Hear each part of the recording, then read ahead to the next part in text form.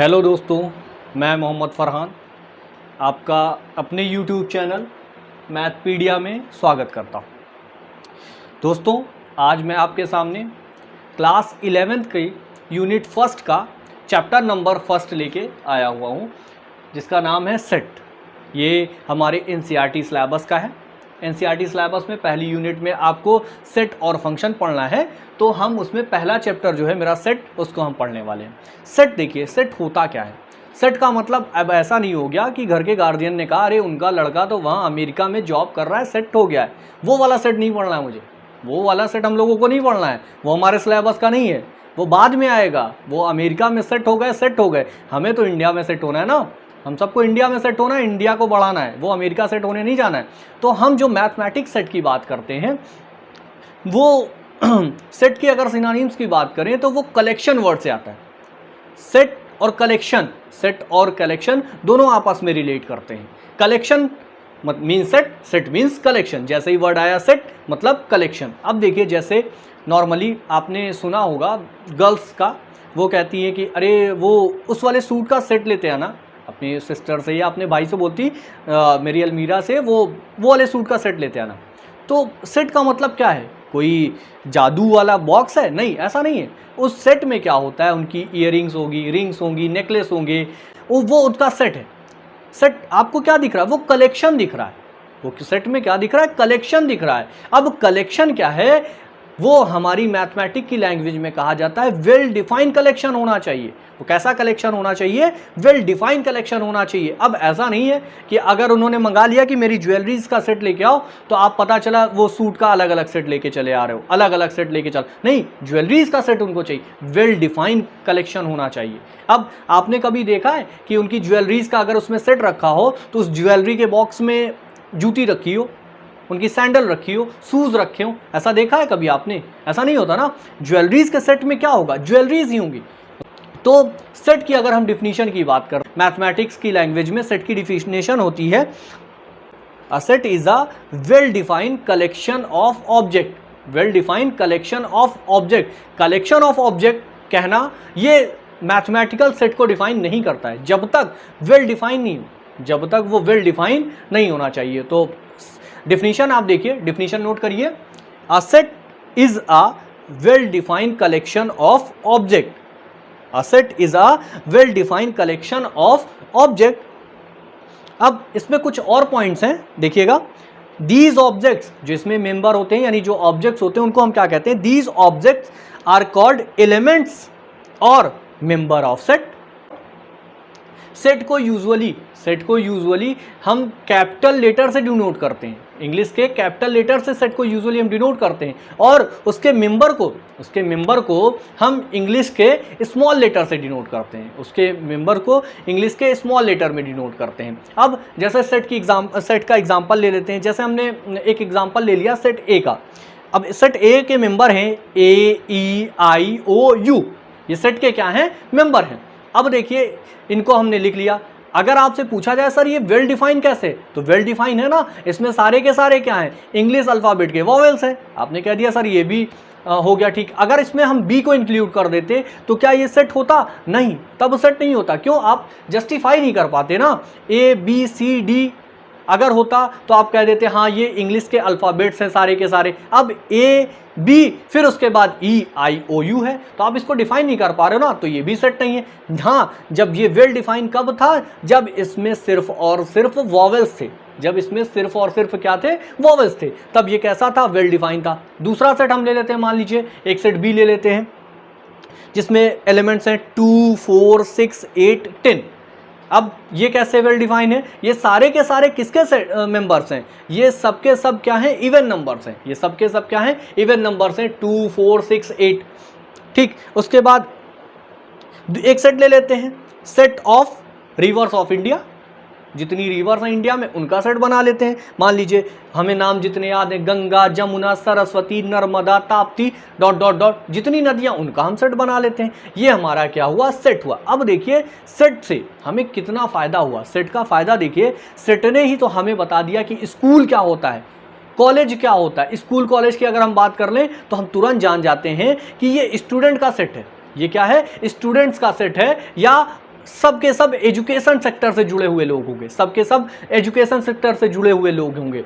अगर स्कूल और कॉलेज की बात की जाए तब ये वेल डिफाइन हो गया। अब अगर कोई ऑप्टिकल स्टोर है, कोई ऑप्टिकल स्टोर है तो आपको वहाँ गॉगल्स मिलेंगे। अगर कोई वॉच का स्टोर है, आपको पता चल गया कि वहाँ सिर्फ वॉच मिलेगी। तो ये किसने बताया? मुझे सेट ने बताया। ये किसने बताया? मुझे सेट ने बताया। अब देखिए सेट का हम रिप्रेजेंटेशन कैसे करते हैं। सेट का हम रिप्रेजेंटेशन कैसे करते हैं? सेट नोटेशन दो तरीके से करते हैं। एक आपका हुआ रोस्टर फॉर्म, एक आपका हुआ सेट बिल्डर फॉर्म। एक आपका कैसा हुआ? रोस्टर फॉर्म, और आपका एक कैसा हुआ? Set builder form. अब देखिए आपको पहला बताते हैं रोस्टर फॉर्म। यूजुअली जो हमें पढ़ना है हमारे सिलेबस में रोस्टर फॉर्म, इसकी डिफिनीशन होती है in this form a set is describe by listing elements separated by comma with in brackets. अब देखिए मान लीजिए हमने एक एग्जांपल ले लिया, n हमारा सेट ऑफ क्या है? नेचुरल नंबर्स है। n क्या है? Set of natural number. तो हम इसके एलिमेंट्स को लिखेंगे 1, 2, 3, 4, 5, 6, 7, 8, 9। तो ये हमारा कैसा हुआ? ये रोस्टर फॉर्म हुआ। हम क्या कर रहे हैं? सारे एलिमेंट्स को लिस्टिंग फॉर्म में हम लिखते हुए चल रहे हैं एक लिस्ट में। हाँ, रोस्टर फॉर्म में हम किसी भी नंबर्स का अगर रिपीटेशन हो रहा है या किसी एलिमेंट का रिपीटेशन हो रहा है तो हम उसको दो बार नहीं लिखते हैं। ये चीज़ याद रखिएगा, हम दो बार नहीं लिखते हैं। फॉर एग्जाम्पल आप देख लीजिए, एक एग्जाम्पल देख लीजिए। मान लीजिए आपको मैथमेटिक्स का सेट बनाना है।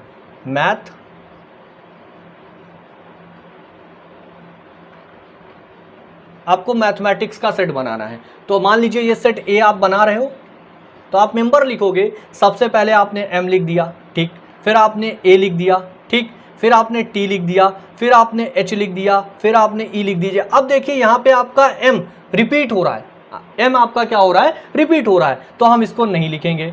फिर आपके पास क्या है? a देखिए एक बार आपने लिखा है, आप नहीं रिपीट करोगे। फिर आपने t लिखा है, t यहाँ पे है, आप नहीं रिपीट करोगे। फिर आपके पास क्या है? i है और c है और s है। ये आपका क्या हो गया? सेट हो गया। तो सेट रोस्टर फॉर्म में हम क्या करते हैं? इस तरह से लिखते हैं कि उनको लिस्टिंग कर लेते हैं और उनके बीच में क्या लगा देते हैं? कॉमा लगा देते हैं। अब देखिए दूसरा, देखिए कौन सा? Set builder form. दूसरा देखिए सेट बिल्डर फॉर्म, इसकी डिफिनीशन क्या होगी? In this form writing in symbolic form the common property by the all the elements of the set. हम इसमें क्या करते हैं? हम सेट में कॉमन प्रॉपर्टी को ढूंढते हैं। उस सेट में कॉमन प्रॉपर्टी क्या है जिसको हम बता दें तो वो क्या हो जाए? एक साथ हो जाए। कॉमन प्रॉपर्टी से हम जान जाएं। जैसे अब हम नेचुरल नंबर का ही सेट लिखे थे, तो हम क्या लिखेंगे? जब हम सेट बिल्डर फॉर्म में लिखेंगे तो n अगर हमारा सेट ऑफ नेचुरल नंबर है तो हम लिखेंगे n is equal to x, ये dotted, such that x is a natural number. x is a natural number. ये हमारा क्या हो गया? सेट बिल्डर फॉर्म हो गया। ये हमारा क्या हो गया? सेट बिल्डर फॉर्म हो गया। अब आपके पास आता है types of set. Types of set, तो सबसे पहले हम स्टार्ट कहाँ से करते हैं? नल और एम्प्टी सेट। आपको जैसे ही आपने ये नाम सुना नल या एम्प्टी सेट, आपको तुरंत पता चल गया कि एम्प्टी का मतलब खाली, एम्प्टी का मतलब खाली होगा। नल का मतलब वैसे भी आप जानते हो, नल वेक्टर की बात कर लें, जीरो वेक्टर की बात कर लें, तो एम्प्टी सेट की बात करते हैं। तो एम्प्टी सेट की डिफिनीशन होगी, लिखिएगा एम्प्टी सेट की definition, the set that contains no element, the set that contains no element is called the empty set, is called the empty set। और null set, जिस सेट में कोई member नहीं होगा, जिस सेट में कोई मेंबर नहीं होगा उसे हम क्या कहेंगे? नल सेट कहेंगे। और इसको हम डिनोट किससे कहेंगे? एक ग्रीक सिंबल से, फाई से। एक ग्रीक सिंबल से क्या डिनोट करते हैं? इसको हम फाई से डिनोट करते हैं, या सिर्फ और सिर्फ हम ब्रैकेट लगा देते हैं तो वो क्या होता है? हमारा नल सेट का सिंबल होता है। नल सेट में कोई मेंबर नहीं होता, नल सेट में कोई मेंबर नहीं होता। फॉर एग्जांपल हम कह देते हैं आपसे, एक सेट है x such that x is a month containing 32 days. क्या ऐसा कोई मंथ होता है जिसमें 32 डेज हो? तो ये आपका क्या हो गया? नल सेट हो गया। आपसे यही तो कहा गया कि ऐसा सेट बताइए, ऐसे मंथ का सेट बताइए जिनमें कितने होते हो? 32 डेज होते हो एक मंथ में। तो ऐसा कोई मंथ है नहीं, तो ये आपका क्या हो गया? नल सेट हो गया। अब देखिए आपके पास दूसरा सेट आता है, नल सेट के बाद आपके पास क्या आ गया, दूसरा सिंगलटन सेट या यूनिट सेट। आप देखिए यूनिट का मतलब आप समझते हैं ना कि सिंगल, यूनिट का मतलब सिंगल। तो इसी तरह से सिंगलटन सेट में क्या होता है, ऐसा सेट, डिफिनीशन देखिएगा, आप डिफिनीशन लिखिएगा, a set which contains only one element is called a singleton और यूनिट सेट। ऐसा सेट जिसमें सिर्फ और सिर्फ क्या हो, एक मेंबर, सिर्फ और सिर्फ क्या हो, एक मेंबर हो। फॉर एग्जांपल आप देख लीजिए, एक सेट है आपका x such that x is an even prime number, even prime number, यानी प्राइम नंबर की बात करते हैं, इवन प्राइम नंबर की, वो कौन होता है आपका, सिर्फ और सिर्फ कौन है, 2, सिर्फ और सिर्फ कौन है, 2। तो ये क्या हुआ, सिर्फ और सिर्फ इस सेट में कितने मेंबर मिले आपको, एक मेंबर मिला। फिर आपको एक सेट एग्जांपल सेकंड बताते हैं, बी, एक सेट है x such that x is a whole number, x is a whole number, comma limit बताई गई है x is less than, x is less than 1। तो 1 से लेस होल नंबर में कौन मेंबर होगा, सिर्फ और सिर्फ 0, यानी सिर्फ और सिर्फ उस सेट में कितने मेंबर हुए, एक मेंबर। तो हम इसको क्या कह देंगे, यूनिट सेट या सिंगलटन सेट। तीसरा आप सेट ले लीजिए, set C, x such that x belonging to n, natural number से वो x बिलोंग करता है, एंड लिमिट क्या है, x is greater than 3 and x is less then 5। तो अगर आपसे कहा जाए कि 3 से ग्रेटर और 5 से लेस, तो कौन नंबर आएगा, सिर्फ और सिर्फ कौन नंबर आएगा, 4 नंबर आएगा। कौन सा नंबर आएगा, 4 नंबर। तो इसमें भी आपके पास क्या है, इसमें भी आपके पास क्या है, सिर्फ और सिर्फ एक सेट। अब देखिए हम आगे बात करते हैं किसकी, फाइनाइट और इनफाइनाइट सेट की। हम आगे बात करते हैं फाइनाइट और इनफाइनाइट सेट की। डिफिनीशन लिखिएगा, if the number of element in a set is a whole number the set is finite set. अगर सेट हमारा क्या है कि वो लिमिट पता है मेरी कि हाँ इतने तक जाएगा, इतने तक मेंबर होंगे इसमें, तो वो कौन सा मेंबर हो गया, फाइनाइट नंबर। इफ, अब आगे डिफिनीशन सुनिएगा, if set is non finite, अगर वो फाइनाइट नहीं है, then it is an infinite set. अगर आपको ये नहीं पता उसकी लिमिट अगर आपको नहीं पता है कि वो कितने मेंबर्स हो सकते हैं उसमें, तो वो क्या हो गया, इनफाइनाइट सेट हो गया। तो आप इसको ऐसे रिलेट करके समझिएगा, अगर सेट की लिमिट आपको पता है, सेट की लिमिट अगर आपको पता है तो वो क्या हो गया, फाइनाइट सेट। अगर सेट की लिमिट नहीं पता है तो वो क्या हो गया, इनफाइनाइट सेट। देखिए फॉर एग्जांपल आपको देते हैं, the set of days of the week. आपसे कह रहा है कि ऐसा सेट है जिसमें वीक के सारे डेज का सेट है, वीक के सारे डेज का सेट है। तो आपको पता है ना वीक में 7 डेज होते हैं, तो ये फाइनाइट हो गया, ये क्या हो गया, फाइनाइट हो गया। दूसरा example, the set of whole numbers का सेट। अब आप बताइए 0 1 2 3 4 5 डॉट डॉट डॉट डॉट, पता नहीं, इसकी लिमिट तो पता नहीं है ना मुझे, तो ये क्या हो गया, इनफाइनाइट सेट। ये क्या हो गया, इनफाइनाइट सेट। अब देखिए अगला सेट आपका कौन सा पढ़ना है, equal set and equivalent set. Equal set and equivalent set, देखिए दोनों में फर्क क्या है कि एक में सेम मेंबर, एक में क्या होंगे, सेम मेंबर ऑफ एलिमेंट्स होंगे, और दूसरे में नंबर ऑफ एलिमेंट सेट होंगे, नंबर ऑफ एलिमेंट सेट होंगे। जैसे हमने लिख दिया, एक सेट आपको लिख दिया, सेट ए है, ये है 2 4 6 8 है। सेट बी हमने लिख दिया, सेट बी हमने लिख दिया 2 6 4 8। देखिए उनके ऑर्डर से फर्क नहीं पड़ना है, उनके ऑर्डर से फर्क नहीं पड़ना है। अगर इनमें सेम मेंबर 2 भी है, 4 भी है, 6 भी है और 8 भी है, तो हम इसको क्या कहेंगे, इक्वल सेट। इसको हम क्या कहेंगे, इक्वल सेट। इसको हम क्या कहेंगे, इक्वल सेट कहेंगे। अगर यहीं पे हमने ये एक सेट सी लिख दिया, इससे रिलेट करके हमने एक सेट सी लिख दिया, इसमें लिख दिया 1 3 5 9 लिख दिया हमने, 1 3 5 7 लिख दीजिए, सॉरी हमने लिख दिया। तो इसमें देखिए नंबर ऑफ एलिमेंट 1 2 3 4, 1 2 3 4, तो हम इसे कहेंगे इक्विवेलेंट सेट। इसको हम क्या कहेंगे, इक्विवेलेंट सेट कहेंगे। इसको हम क्या कहेंगे, इक्विवेलेंट सेट कहेंगे। लेकिन इसके मेंबर आपस में एग्जैक्ट सेम नहीं है, इन दोनों के मेंबर आपस में एग्जैक्ट सेम नहीं है। बस हाँ ये है कि नंबर ऑफ एलिमेंट्स इसमें और इसमें दोनों में आपस में क्या है, सेम है, बराबर है। गिनती में बराबर हैं, और इसमें क्या है, दोनों एग्जैक्ट एक दूसरे के हैं। तो जब एग्जैक्ट होंगे तो इक्वल सेट, और जब दोनों के नंबर ऑफ एलिमेंट सेम होंगे तो हम उनको क्या कहेंगे, इक्विवेलेंट सेट कहेंगे। डिफिनीशन लिखिएगा इक्वल सेट की और इक्विवेलेंट सेट की, दोनों की डिफिनीशन लिखिएगा। सबसे पहले इक्वल सेट की लिखिएगा, two set are equal, two set are equal if they have exactly the same elements, if they have exactly same elements. अगर दो सेट आपस में सेम एलिमेंट रखते हैं तो हम उनको क्या कहते हैं, इक्वल सेट कहते हैं। और इक्विवेलेंट सेट की डिफिनीशन लिखिएगा, two sets are equivalent if they have the same number of elements, if they have the same number of elements। अगर दो सेट आपस में नंबर ऑफ एलिमेंट सेम रखते हैं, आपस में दो नंबर ऑफ एलिमेंट सेम रखते हैं तो हम उनको क्या कहते हैं, इक्विवेलेंट सेट कहते हैं। अब देखिए लास्ट सेट, आपका सेट का type universal set. Chris Gayle की तरह ये भी क्या है, यूनिवर्सल बॉस हैं। तो यूनिवर्सल सेट की डिफिनीशन आप लोग लिखिएगा, यूनिवर्सल सेट ऐसा सेट होता है जिसमें सारे के सारे एलिमेंट उस स्पेसिफिक प्रॉपर्टी के आ जाएं। तो डिफिनीशन लिखिएगा, the universal set is the set of all elements under consideration in a given discussion.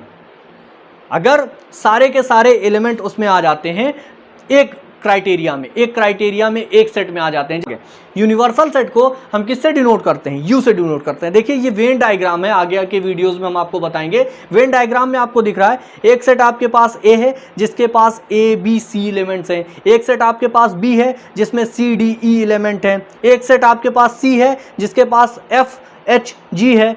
अब पूरे ब्रैकेट को, अगर पूरे ब्रैकेट को एक साथ हम लिख दें यूनिवर्सल सेट, ये पूरा क्या हो जाएगा, यूनिवर्सल सेट। अब यूनिवर्सल सेट के एलिमेंट्स होंगे A B C D E F G H I J, ये हमारे किसके होंगे, यूनिवर्सल सेट के एलिमेंट्स होंगे। बाकी आपको दिख रहा है सेट ए में कौन कौन सा मेंबर है, A B C, set B में कौन कौन सा है, सी डी ई और आई जे, फिर उधर सेट सी में कौन सा है, एफ एच और जी है। तो ये यूनिवर्सल सेट की बात करेंगे तो ए बी सी को हम दो बार रिपीट हो रहा है लिखेंगे नहीं, A B C D E F G H, ये हमारा क्या हो गया, यूनिवर्सल सेट हो गया। ये सेट की पूरी आपकी क्या हो गई, डिफिनीशन हो गई, सेट नोटेशन हो गया, हम रोस्टर फॉर्म में कैसे लिखते हैं, सेट बिल्डर फॉर्म में कैसे लिखते हैं, और ये टाइप्स ऑफ सेट हो गए, नल सेट यानी एम्प्टी सेट जिसमें कोई एलिमेंट्स ना हो, फिर सिंगलटन या यूनिट सेट जिसमें सिर्फ और सिर्फ ओनली वन मेंबर हो,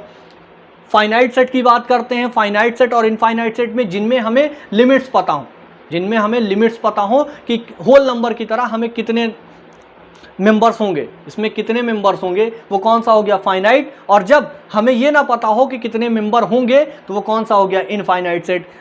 इक्वल सेट और equivalent set, same number of elements होंगे तो वो क्या हो जाएंगे, इक्विवेलेंट सेट हो जाएंगे। और अगर सेम एलिमेंट्स हो जाएंगे, दो सेट्स में अगर सेम एलिमेंट्स हो जाएंगे वो क्या हो जाएंगे, इक्वल सेट हो जाएंगे। अब आज की वीडियो में अगर आपको जो चीज़ें ना समझ में आई हो तो आपसे हम रिक्वेस्ट करेंगे हमारी वीडियोस को देखिए। हमारी लाइक इंपॉर्टेंस नहीं, हमारे लिए आपका रिस्पांस इंपॉर्टेंस है। आप डिसलाइक भी करोगे तो हम अपनी गलतियों को सुधारने की कोशिश करेंगे, या मेरी बातें आपको नहीं समझ में आती है तो आप कमेंट बॉक्स में कमेंट करिए या मुझे व्हाट्सएप करिए 7860987324 पे। हाँ, लेकिन वीडियोस आप देखिए, धीरे धीरे ये वीडियोस इंटरेस्टिंग होती चली जाएंगी। धीरे धीरे जब आपको चीज़ें समझ में आएगी, अगर ये वीडियो आज की नहीं समझ में आती तो आप मुझे कमेंट बॉक्स में कमेंट करिए, मैं दोबारा इसी वीडियो को यानी आगे चल के जब लाइव क्लासेस में पढ़ाऊंगा तो लाइव क्लासेस में आप सामने मुझसे क्वेश्चन पुट अप कर सकते हैं। अभी चीज़ों को बेसिक तरीके से आप पढ़ते रहिए। ये समर वेकेशंस का टाइम है, ये समर वेकेशंस का टाइम है, तो हम ये कोशिश कर रहे हैं थोड़ा थोड़ा सिलेबस आपको कवर कराया जाए जिससे आप पे बर्डन भी ना पड़े और आप पढ़ते रहें। तो इतनी चीज़ें आपको समझ में आई हो या ना समझ में आई हो, आप कमेंट बॉक्स में ज़रूर से ज़रूर हमें मैसेज करें, ताकि हमें आगे की वीडियोस के लिए किसी भी तरीके की, अगर किसी भी तरीके की, जैसे पिछली वीडियोस में मेरी इंट्रोडक्शन वीडियोस में आप लोगों ने कहा था कि वॉइस से रिलेटेड प्रॉब्लम है, तो वॉइस से रिलेटेड को सॉल्व करने के लिए मैंने थोड़ी सी कोशिश की है। अगर अब भी प्रॉब्लम्स है तो आप मुझे कमेंट बॉक्स में बताएं, और वीडियोज़ में, आज की वीडियोस में जो भी नहीं समझ में आया या कोई भी प्रॉब्लम है, आप ज़रूर से ज़रूर हमें कमेंट बॉक्स में मैसेज करें। और वीडियो अगर पसंद आए, आपको चीज़ें समझ में आती है तो आप लाइक करें, और ये नंबर 7860987324 ये नोट डाउन कर लें। आपको जो हम टास्क आज देने वाले हैं, जो आज की इस कोर्स का जो टास्क है वो आपको देंगे, वो आप सॉल्व करिएगा और मुझे मेरे इस व्हाट्सएप नंबर पे आप मैसेज कर दीजिएगा। आप हमें यूट्यूब चैनल पे सब्सक्राइब कर सकते हैं, साथ साथ आप Facebook page Mathpedia, Instagram page Mathpedia, Telegram page आप मैथपीडिया पे भी हमें फॉलो कर सकते हैं। तो आज का जो टास्क है, पहला टास्क आपको ये बताना है कि वेल डिफाइंड कलेक्शन है कि नहीं है, वेल डिफाइंड कलेक्शन है कि नहीं है। दूसरे टास्क में आपको ये बताना है कि ये दोनों सेट सिंगलटन सेट हैं या एम्प्टी सेट हैं। आपको सेट का टाइप बताना है, आपको क्या बताना है, नल सेट है कि सिंगलटन सेट है। आपका तीसरा टास्क है, जो मैं क्वेश्चन दे रहा हूं उसमें आपको ये बताना है कि ये डिफाइन है, यानी इनका जो ऑर्डर है वो डिफाइन है, यानी फाइनाइट सेट है कि इनफाइनाइट है। ये तीनों आपको टास्क हम दे रहे हैं, इनको आप सॉल्व करके, अगर आप नहीं सॉल्व कर पाते हैं तो भी आप मुझे व्हाट्सएप पे मैसेज करें, मैं सॉल्व करके आपको PDF भेजूंगा या आपको कॉल करके मैं बताऊंगा। लेकिन हमारी इस चैनल को सब्सक्राइब करें और हमसे जुड़े रहें।